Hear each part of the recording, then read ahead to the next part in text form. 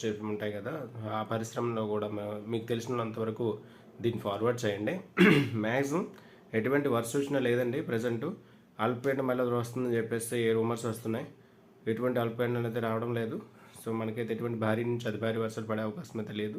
So maximum మనకి దక్షిణ కోస్తాలో నెల్లూరు, అదేవిధంగా తిరుపతి దగ్గర మనకి లైట్గా డ్రెజల్స్ లాగా రేపు కానీ ఎల్లుండి కానీ పడే అవకాశం అయితే ఉంటుంది. మేఘావృతమై ఉంటుంది. అంతకుమించి ఎక్కడా కూడా భారీ నుంచి అతి భారీ వర్షాలు కానీ మోస్తరు వర్షాలు కానీ పడే అవకాశం అయితే పండగ వరకు లేదనే విషయాన్ని మీరు గమనించాలి.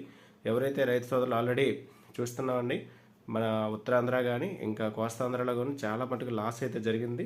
ఏదైతే వరిసేలు ఉన్నాయో వరిసేల్ని చాలామంది నానిపోయాయి.